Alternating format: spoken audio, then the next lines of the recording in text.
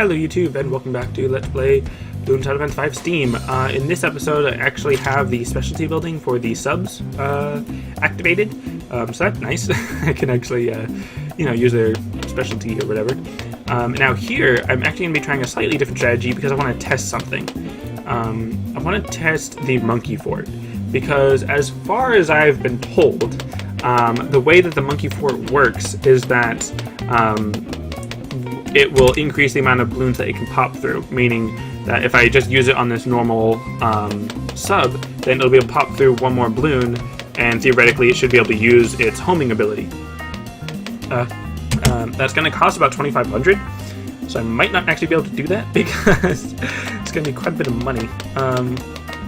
Honestly, I kind of want to throw in a cash injection just to be able to test that. However, let's just go with road spike right there to take care of that. I can go with twin guns. That'll actually be helpful. I don't need to worry about the barbed darts, because the whole point is that I don't want to use the barbed darts because I know that's going to make it pop through multiple balloons, and then that's going to obviously throw off the data, or whatever you would call it. But then I can't get the airburst darts because that's also going to throw it off, because I think it stops piercing once you get the airburst darts. Okay, so I'm probably going to need another tower of some sort. Wow, this actually got a lot harder than I thought it was going to be, a lot quicker. I mean, it's not, like, difficult, obviously. I can just get a barbed dart and I can easily pop through all these. Or even upgrade it into advanced intel and then place another tower or two.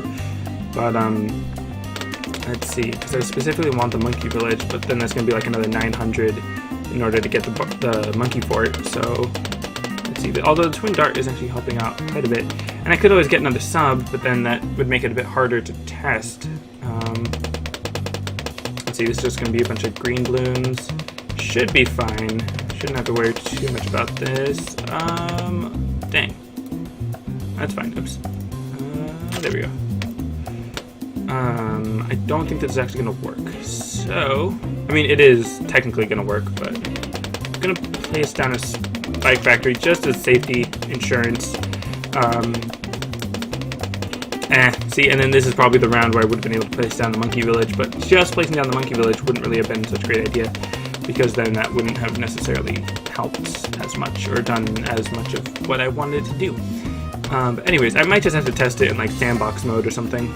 Speaking of, I haven't actually like unlocked sandbox mode in here. I think I need to buy it or something with monkey money. And I'm not sure if I just buy the mode or if I like buy it for this map in particular, or however that works. I haven't actually looked into that. But I'm actually kind of interested in how that would work, because I'm pretty sure I would just like buy the sandbox mode and not specifically like this map on sandbox or whatever. But anyways, I kind of understand why they would do either one. So saving up for monkey village.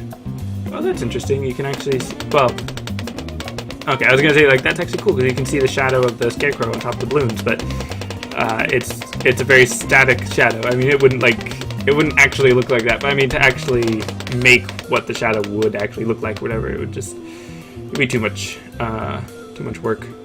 Not that, I mean, I'm not trying to say that like Ninja Kiwi's lazy by any means, but anyways, and now I want advanced intel because that is just so much range. Okay, increases the pop power of all nearby towers by 1. This will actually be most easily visible or demonstrable. Demonstrable? Is that the right word to phrase that? But it would be most useful on round 24 with the camo balloon. But because right now with as fast of an attack rate as I have, and with all the balloons so clumped together, they're not super clumped together, but the way that there are a lot of balloons relatively close together, it would be kind of hard to see if it just pierces through one balloon. So I'm really glad that that spike factory is there to help out. And oh great, regrow balloons, that's not very good. Well, it's not that bad either. Okay, so now let's see if it will pierce through. I think it is, yeah. Okay, so that is how that works. I know I've tested it before, and I've had mixed results, but apparently that is how that works. So it is piercing through one more. Okay, I'm sure most of you already knew that was how it works, but I just for some reason didn't, because I've tested it before and it just didn't work like that. So, oh well, now I've got barbed darts, which is nice. And I'd actually like to see how good the range is once I upgrade the extra range, because I don't know if it'll be able to pop this far. I don't think it gets that much better increase. It's only 15%. Yeah, so that's not quite enough for it to pop those, which is fine, because I'm going to be getting the advanced intel anyway, so the extra range isn't really that effective or necessary or whatever. Let's see. Do I want to go for the faster attack rate before advanced intel? Actually, no, that's dumb. Advanced intel would be way better in this situation. And, oh, of course, I was about to sell the Spike Factory. And I think if I sell the Spike Factory, all the spikes that it made will also disappear. I'm going to do that. I'm going to see... Oh, no, it doesn't. But I wanted to place this within the range of the Monkey Village to make sure that I'm not only getting the reduced cost, but also the extra range and attack speed. I was going to say as well as not sniper detection, camo detection, but I don't really need camo detection on a Spike Factory because it already has camo detection. But anyways, what am I doing? That's right, I need lead popping ability, so what do I want to use? I don't have enough money for the Ring of Fire. I kind of don't want to go with the, whatchamacallit, the other one. What do I want to use? Yeah, I might as well use a Monkey Apprentice. Well, nah. I'll go with a bomb tower. What do I want to use? Can I just... Yeah, I'll just use White Hot Spikes. It'll sound annoying while that's going, but at least I know the White Hot Spikes will be able to pop it. This episode may actually kind of jinxing myself here a little bit, but this episode will probably be a bit longer than usual just because of having to wait for the tower or the balloons to make it all the way over to the Spike Factory. And I say that I'm kind of jinxing myself a little bit because last time I said that the episode was going to be a bit longer. I failed spectacularly like 3 times, and I had to fast forward through all of that, which, as you can possibly remember, was quite a bit of time. So it was quite a bit longer. But anyways, what did I want to use here? And man, that noise is not the most pleasant to listen to. Let's see, I'm also not using a banana farm, which is interesting, which may lead to my demise because of my lack of money. So I kind of want to get rid of the sniper. I mean, not sniper. Why do we keep saying that? I want to get rid of the Spike Factory so that I can get the camo detection. And then I want the Monkey Intelligence Bureau so that I can pop through the lead balloons, but I know that's not really what's going to happen. Again, that noise in it. And then, of course, I want to upgrade the Jungle Drums to make it attack faster, but that means I'm hearing that noise even more. Okay, and of course, I keep wanting to say sniper balloons, but they're not snipers, they're camo balloons. Probably should have gone with some other lead popping or camo detection. Alright.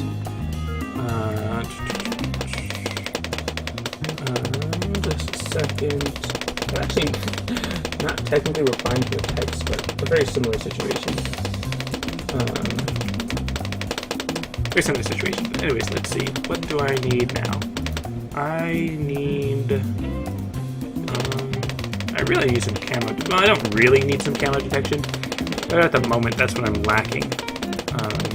However, I could go with some faster production to make the Spike Factory a little bit better, to make my safety net a little bit stronger, which I kind of needed at that point, but, let's see.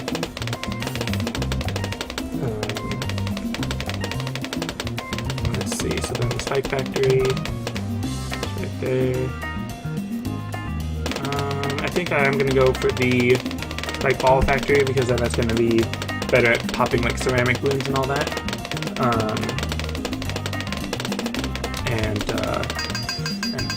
Those lead balloons. Frustrating. Because I want to pop them, but can't. I mean, I could if I got the Monkey Intelligence Bureau, or if I just even upgraded it into like the Airburst Dart and then the ballistic missile, that would help.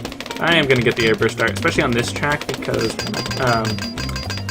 wow, of course, because then the Airburst will actually pop into that second lane, sort of, that second the second thing when it actually gets to the second whatchamacallit.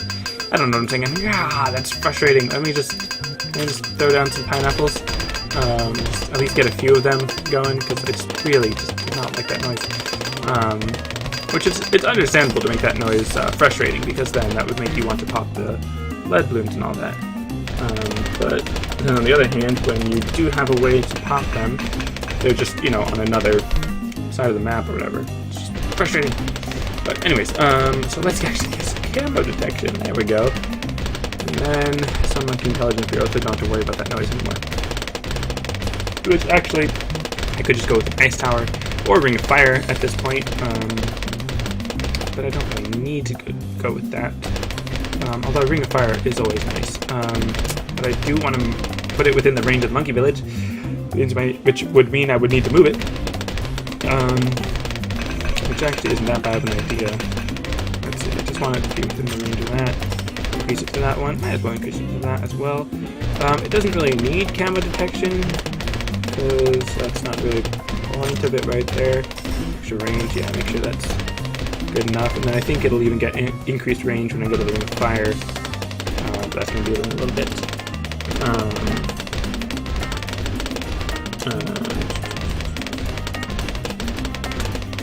So yeah, once I increase to the ring of fire, I think it'll be a little bit faster, or not faster range, a little bit bigger range, and a faster attack rate in general. And then that would actually be a nice place to put an ice tower if they fit. I'm not sure if it actually fits right there. Oh, it does. So that would actually be, like I said, a good place for an Arctic Wind, is specifically what I meant. And as you can see, I can easily take care of one Moab glass balloon. I'm not sure how well I can take care of the rest of the Moab glass balloons. And actually, you know what?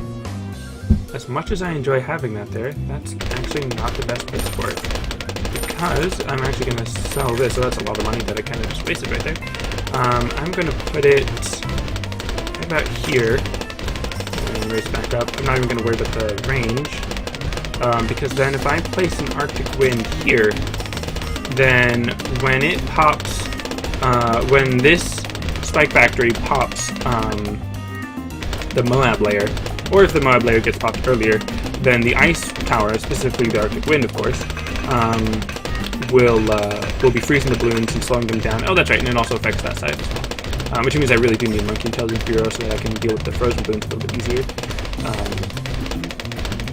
So yeah, once they get down to here, then that's going to be freezing it, which is a nice little support. And then the ballistic missile is actually going to be doing quite a bit of work in conjunction with the just basic attack rate of the sub in order to get rid of the Moab glass balloon. Which actually, wow, this is... I keep planning one thing, and then something else happens.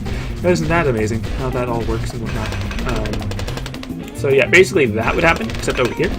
Let's see, can I get Viral Frost? Especially because right here that's helpful, because then that could eventually, like, Lave Ricochet freeze the rest of the balloons all the way down here, which is pretty nice. There we go.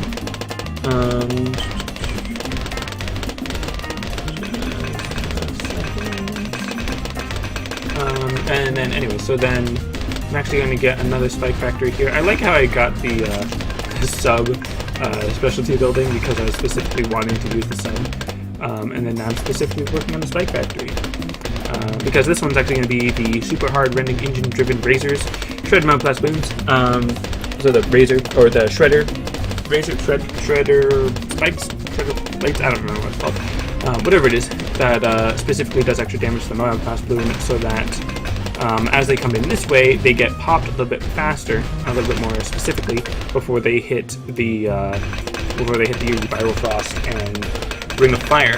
And then I could throw in a Wizard or a Ninja in order to get some extra knockback to send the balloons closer to the beginning of the track, to have more time, and not have it so close to the very end, because that really is a close call safety net. But it's always fun to... just a second. It's always fun to be distracted, apparently, by other stuff. But, anyways. What was I saying? That's right. These two will help defeat the Moab glass balloon, and then pop any of the ceramic balloons outside of it. The Viral Frost, Arctic Frost, not only helps the balloons before that point, but then also once it gets to that point, they're slowing them down and freezing them and keeping them there, while the Spike Factory is popping that. So then let's actually throw in another sub, just to add some extra regular balloon poppage. Even though this, I keep wanting to call it sniper for some reason. Even though the Arctic Wind, Arctic Frost, is pretty useful right there. And I'm sure there's other towers I could use to make it even more powerful, and stuff like that. I could throw in like another Ring of Fire right about here for the extra poppage, but actually that sounds like a really good idea, even though it's not, you know, the best or anything, but it's something I feel like doing at the moment. Put that there. Extra range, and that's right, I can increase the range on this one too. I didn't do that earlier. So that's actually a pretty good spot because that's a bit of a larger circle, or semicircle, a little bit more than a semicircle, a larger C around the Ring of Fire, rather than like on the Z factor or something that's just like right around it. So it's actually slightly more time for the Ring of Fire to be able to pop it. And you know what? Because it's right there, I really want to use another Arctic Wind, another Arctic Frost. Although it's already round, I thought it was round 64, but it's only 61. But yeah, the subs with all of their range due to the Monkey Village are really good at doing work against the Moab class balloons, specifically because they're ballistic missiles. But then the Rings of Fire and Arctic Frost combos are doing really good against normal type balloons, as well as the new subs, again, because they have really good attack rate, plus the airburst dart and ballistic missile in general. So that's really useful, and I'm still hearing the noise as if they can't pop the lead, even though I've got the Monkey Intelligence Bureau affecting all of my towers, so nothing should not work against the lead, so I don't know why I'm making that noise, but it's fine. And I really want to get the Arctic Frost, specifically Viral Frost, I know, but just because I like the look a bit better. I like the look of that cloak and all that. But yeah, if any of you are familiar with the Dungeon Defenders or Sanctum series of tower defense games, I think it'd be kind of interesting to see how a balloons game could work in that gameplay style.